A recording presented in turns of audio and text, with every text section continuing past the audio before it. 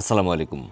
বাংলাদেশের একজন নাগরিকের দেশে বা বিদেশে যদি পাসপোর্টটা হারিয়ে গিয়ে থাকে তাহলে তার জন্য প্রথম এবং প্রধান কাজ হচ্ছে নিকটস্থ পুলিশ স্টেশনে গিয়ে জিডি বা সাধারণ ডায়েরি করা।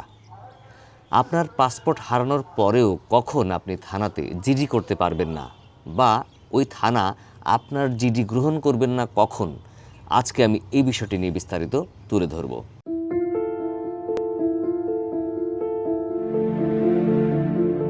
আপনি দেশে থাকাকালীন অবস্থায় বা বিদেশে থাকাকালীন অবস্থায় আপনার পাসপোর্টটা হারিয়ে যেতে পারে, চুরি হতে পারে, পুড়ে যেতে পারে, নষ্ট হয়ে যেতে পারে বা বিভিন্ন কারণে ক্ষতিগ্রস্ত হতে পারে বা আপনার আয়ত্তের বাইরে চলে যেতে পারে।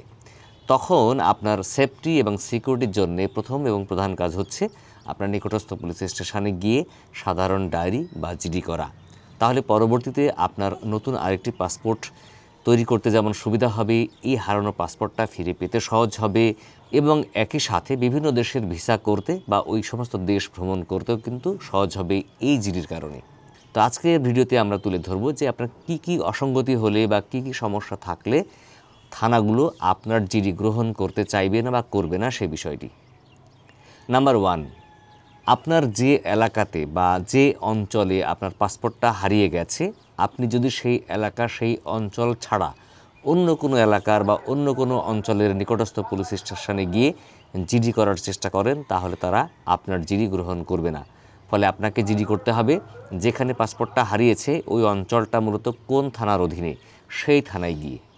আমি আগেই বলেছি নিকটস্থ পুলিশ স্টেশন বা থানাতে গিয়ে জিডি করতে হবে, সেটা দেশেও হতে পারে বা বিদেশে। নাম্বার 2, আপনি জিডি করবেন কিন্তু আপনার যে পাসপোর্টটা হারিয়ে গেছে ওই পাসপোর্টের নাম্বারটা আপনার জানা নেই। অর্থাৎ যে পাসপোর্টটা হারিয়েছেন মর্মে আপনি জিডি করবেন সেই পাসপোর্টের কিন্তু একটি নাম্বার আছে, পাসপোর্ট নাম্বার।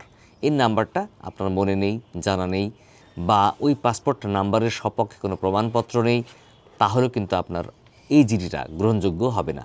যদি এমন হয় যে একই সাথে আপনার একাধিক পাসপোর্ট যুক্ত ছিল, হয়তো লাস্ট 3টা বা 4টা পাসপোর্ট একসাথে স্টাপলিং করা বা পিন আপ করা ছিল, এই পুরো বান্ডিল ধরেই আপনার হারিয়ে গেছে, সেক্ষেত্রে আপনার যদি সর্বশেষ বা লেটেস্ট যে পাসপোর্টটা ছিল অর্থাৎ আপডেট পাসপোর্টের নাম্বারটা থাকলেও কিন্তু আপনার জিডি গ্রহণযোগ্য হবে।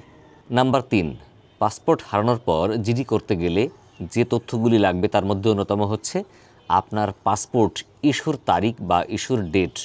অর্থাৎ আপনি পাসপোর্টটা আবেদন করার পরে পাসপোর্টটা যখন পেয়েছিলেন ওই পাসপোর্টের ইনফরমেশান পেজে লেখা আছে যে আপনার পাসপোর্ট ইস্যুর তারিখ কত, অর্থাৎ কত তারিখ থেকে আপনার পাসপোর্টটার বৈধতা শুরু হয়েছে। ফলে আপনি যখন জিডি করতে যাবেন তখন আপনার ওই পাসপোর্ট ইস্যুর তারিখটা প্রয়োজন হবে।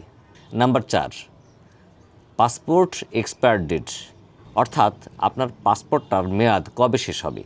যদি আপনার পাসপোর্টের মেয়াদ হয় 5 বছর বা 10 বছর মেয়াদি, তাহলে 5 বছর বা 10 বছর পরে যেদিন এটার ডেট শেষ হয়ে যাবে, মানে ভ্যালিডিটি শেষ হয়ে যাবে, সেটাই হলো এই পাসপোর্টের এক্সপায়ারি ডেট।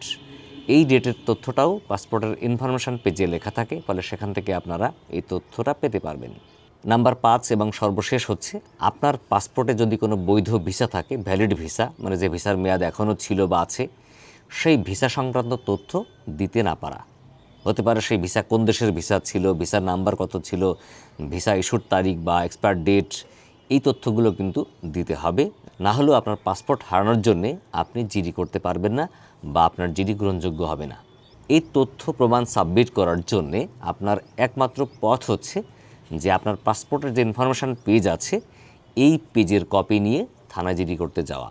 এই জন্যে আপনাদের করণীয় হচ্ছে যে যতক্ষণ আপনাদের হাতে পাসপোর্ট আছে বা যাদের হাতে এখনও পাসপোর্ট আছে হারায়নি, তারা পাসপোর্টের যে ইনফরমেশান পেজ আছে এই পেজের কিছু কপি ফটোকপি করে বাসায় রেখে দিবেন। কিছু সফট কপি আপনার মোবাইলে, আপনার গুগল ড্রাইভে, আপনার কম্পিউটারে বা কোনো সফট জায়গাতে রেখে দিবেন। হতে পারে আপনি কাউকে ইমেলে পাঠিয়ে দিয়ে রাখলেন, হোয়াটসঅ্যাপে পাঠিয়ে দিয়ে রাখলেন, এর ফলে আপনার সেন্ড অপশনও যেমন থাকলো, যাদের কাছে পাঠালেন তাদের কাছেও এটা জমা থাকবে। গুগল ড্রাইভে রাখা তো সবথেকে স্মার্ট কাজ, তাহলে আপনি পৃথিবীর যে কোনো প্রান্ত থেকেই আপনার আইডি পাসওয়ার্ড দিয়ে ঢুকে আপনি পাসপোর্ট ভিসা সংক্রান্ত সব তথ্যই সহজে পেতে পারবেন।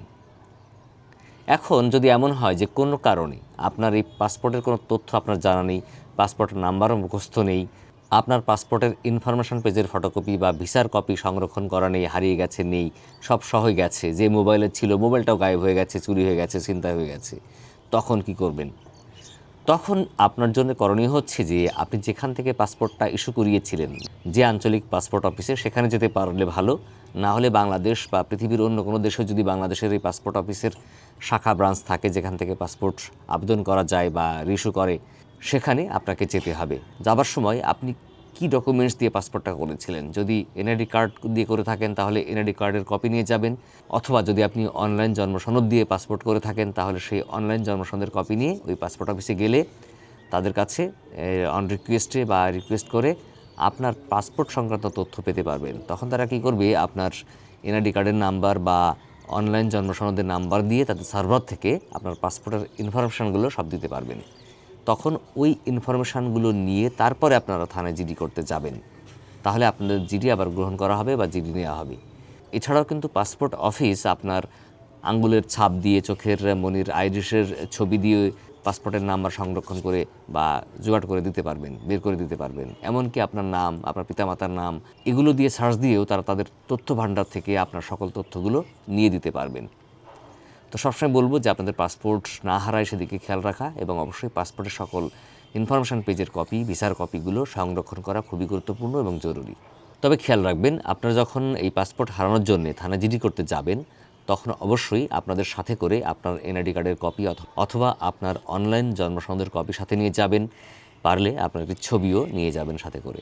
আর এখন জিডি হয় অনলাইনে, ফলে থানা থেকেই অনলাইনে আবেদন করে এবং তারাই আবেদন করার পর একটি জিডির কপি আপনাদেরকে দিয়ে থাকবেন।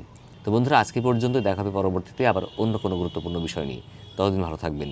আমাদের ভিডিও ভালো লাগলে শেয়ার করে অন্যকে দেখার সুযোগ করে দিবেন। যারা ফেসবুকে আমাদের ভিডিও দেখছেন আমাদের চ্যানেলকে লাইক ফলো করে পাশে থাকবেন, আর যারা ইউটিউবে আমাদের ভিডিও দেখছেন আমাদের চ্যানেলকে সাবস্ক্রাইব করে পাশে থাকবেন। আল্লাহ হাফেজ, আসসালামু আলাইকুম।